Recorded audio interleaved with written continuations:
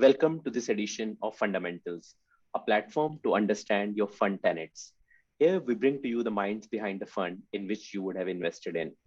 Today in this edition, we discuss Access Midcap Fund. It's an 11 years old fund with an assets under management of more than 18,000 crore. This fund has generated a stellar return of more than 18% annualized since inception with a significant alpha over benchmark. This fund is managed by Mr. Shreyash Devalkar, who's managing this fund since November 2016. Hi, Shreyash. Many thanks for joining in. Thanks.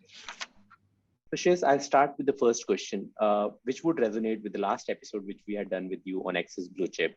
So, if you could please help us understand a bit about your investment style and approach to investing with respect to Access Midcap.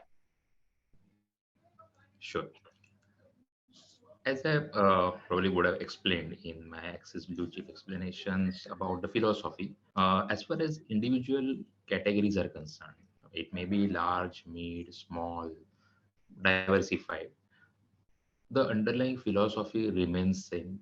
It don't change. As I said, it is a quality and growth as a philosophy. It don't change while selecting a company. The only difference which comes into picture is how differently you want to implement for different categories.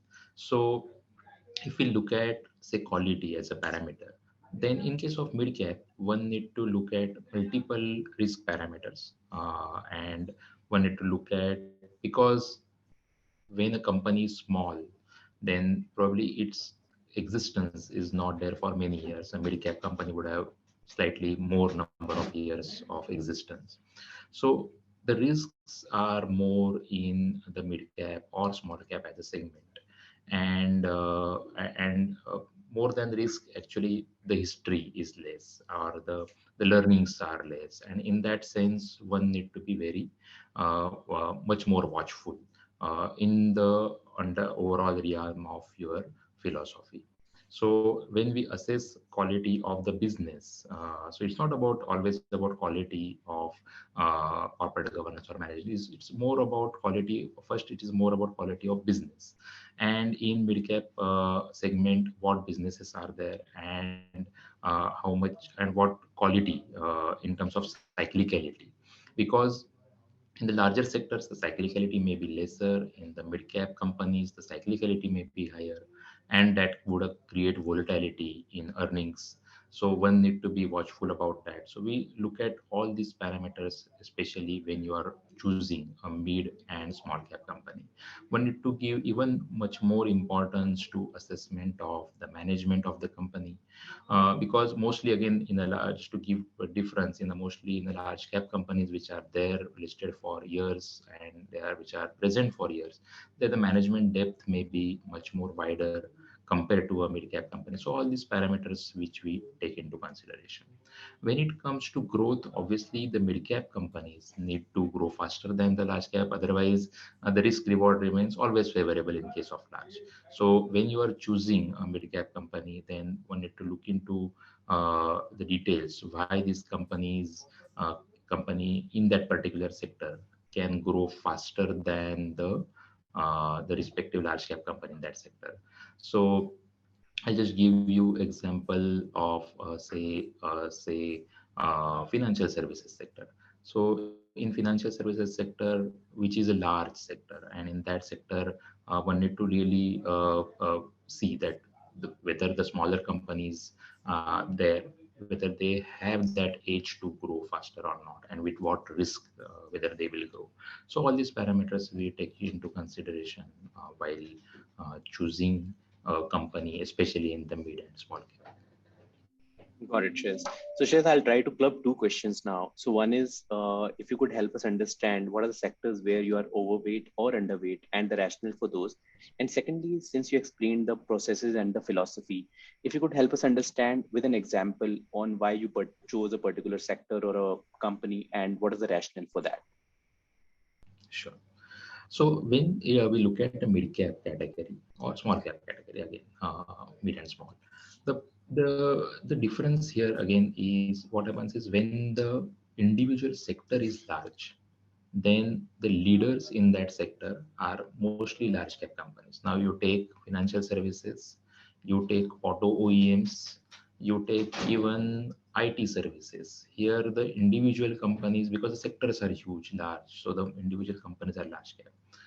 So in this, when you look at such sectors, and then if you are trying to look at companies or stock selection in that, uh, obviously the large cap can grow faster, and because they have developed edge over it. So when you are selecting companies in such kind of sectors, which are large sectors, we need to really find out the differentiation. So in case of say financial services, then you need to really look at whether that company, which is a mid cap, whether that bank or that NBFC is having unique proposition in particular asset segment or not. That segment can be anything. That segment can be in housing finance, it can be in unsecured lending, it can be in commercial vehicle, it can be anywhere, gold financial. So we need to assess, because these segments are smaller, and that's where the leaders in these segments are in the mid cap. So we need to assess individual segment, which segment you want to choose, which can have a growth over longer term period, and in that the company which you are buying, whether it can grow faster. That is one way. That is one way is the companies in the larger sector.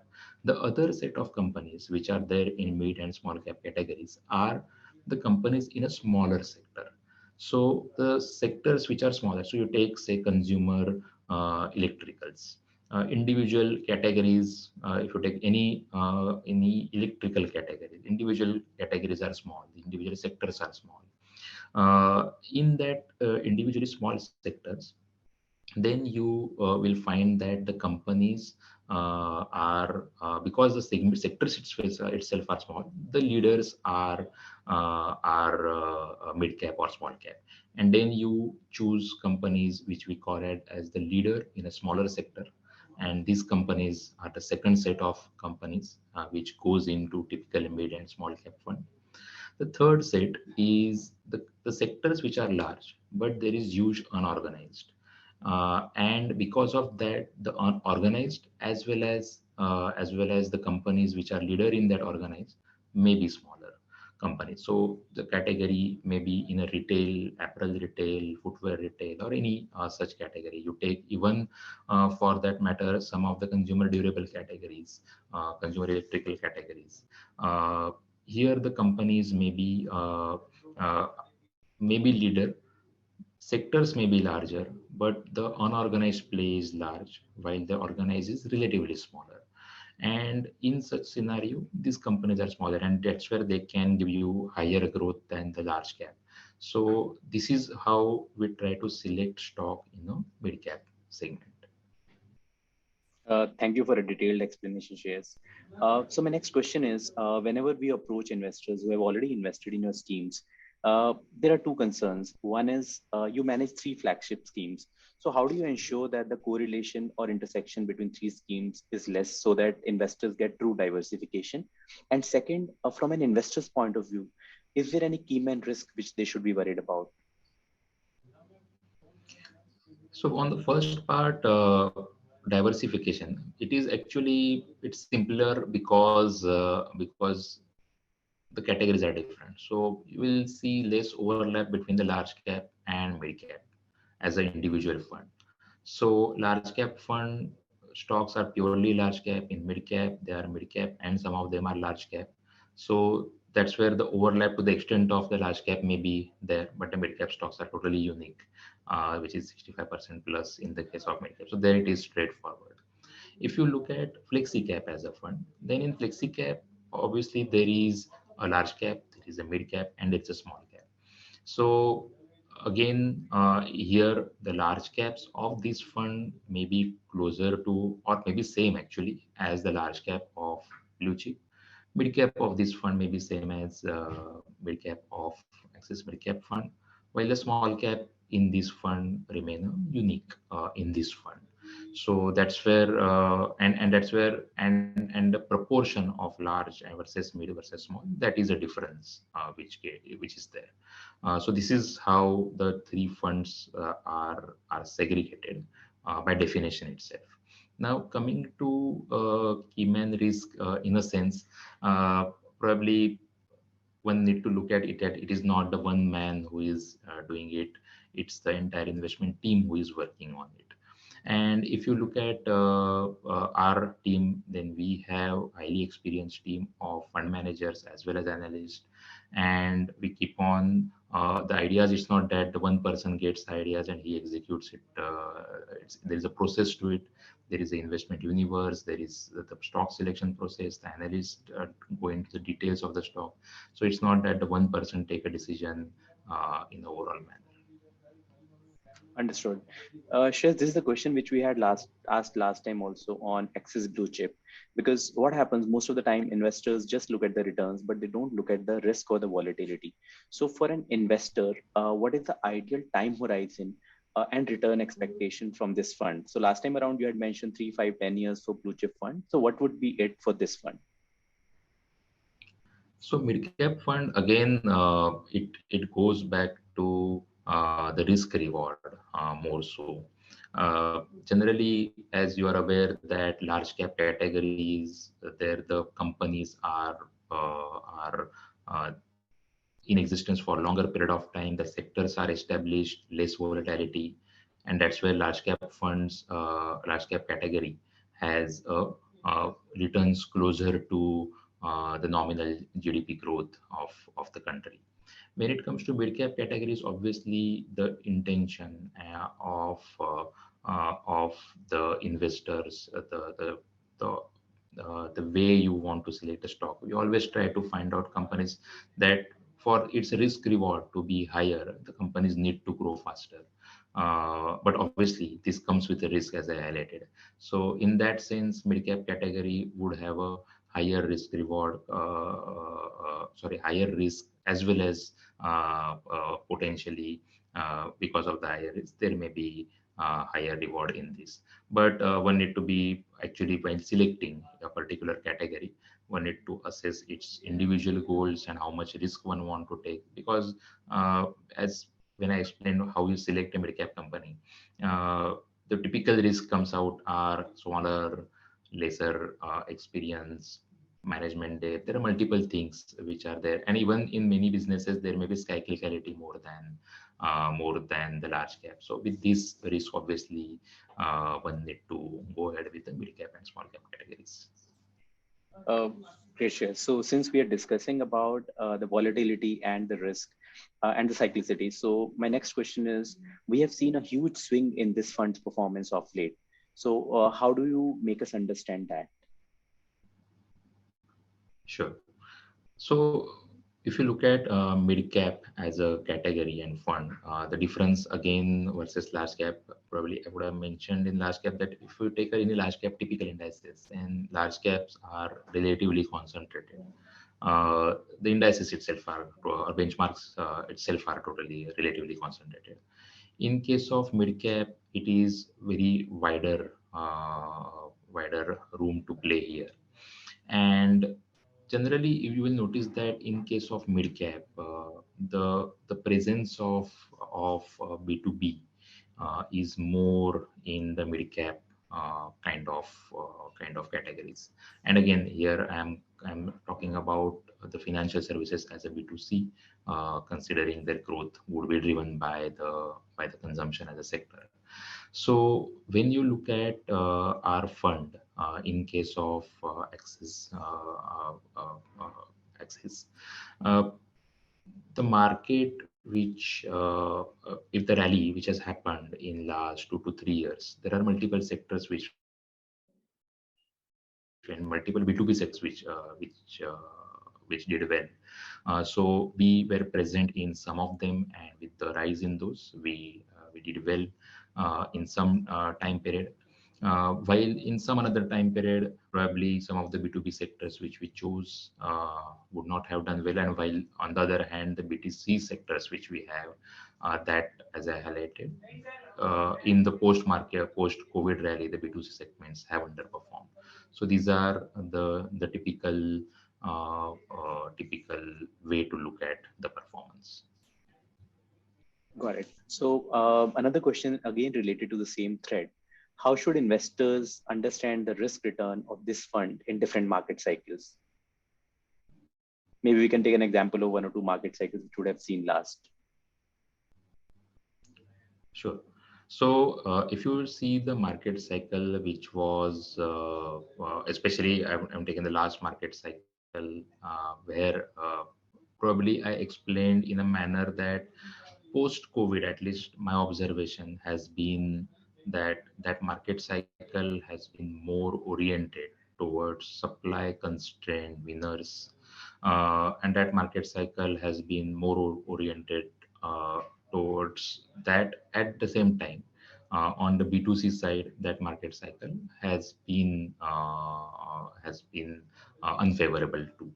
So in such market cycle, our fund being more oriented towards B2C again, compared to Axis Blue Chip, as would say that in the large cap B2Cs are more generally because of again financials, while in mid cap they are less. But in that also, in our fund, probably you would notice that the exposure is higher towards that. So in a market cycle like post COVID, where B2C underperformed B2B, in that market cycle, the fund would have seen more volatility compared to the pre-COVID market cycle where B2C was outperforming B2B. Thank you, Shez, for a very recent example which we could relate to and understand very clearly. Now, my last question, and you have generated significant alpha over benchmark for a consistently long period of time. And we all understand that investing is all about probabilities and uncertainties. Uh, if I look at the performance, it gives us an impression that you would have taken more right calls than wrong calls. But if you have to illustrate with an example, if you can tell us a few right calls and a few calls which didn't go as planned, so that the investors who have invested in this fund can appreciate the movement of these NAVs and performance over a period of time in a relatively lucid way. Sure. So whenever there has been see in market or in a business cycle of individual sector, uh, there is a typical cycle. One on one extreme, one can say that there are secular growth stories. Then there are cyclical, and then there is a commodity like where you can make substantial return in shorter period of time. So these are broadly the three categories one can say one may have in an individual stock selection process or in an individual fund. Now, when it comes to the process under which you work of quality and growth, probability of selection going right uh, in the other extreme, which is more volatility in earning, because you generally tend to focus on the secular growth criterias, and with this process, you generally tend then in that case the exposures to the categories which are or sectors which are more volatile in nature. So exposure to those sectors, and especially when it comes to the weightages in the fund. So when I just start and look back whether one should be in a cycle where these kind of companies are doing well, then whether the weightages are should be high or not. It because in hindsight, the such things obviously are the questions. But again, coming back to the overall thought process, what one should have. At least we at Axis believe that we should be investing on a secular growth stories on a longer term time period, and instead of trying to shift a lot, just try to be with the core stories which are more structural in nature. There may be time period when they may not the cycles may not be in your favor, but as long as the underlying stories are going to are right, and they have right to grow and room to grow, the valuation and the cycle will end up catching up over a period of time. Thank you, Shreyash. And that brings us to the end of the session. But if there is a one theme which I have to carry from Blue Chip as well as this fund in our previous two interactions, is that you're focusing on structural growth stories and not the trends of the day. And I think that is a thought process which we want to leave our investors also with when they are looking at this particular fund. Thank you so much for taking out time on a busy day and making our investors understand your funds in detail. Thank you so much. Thank you very much.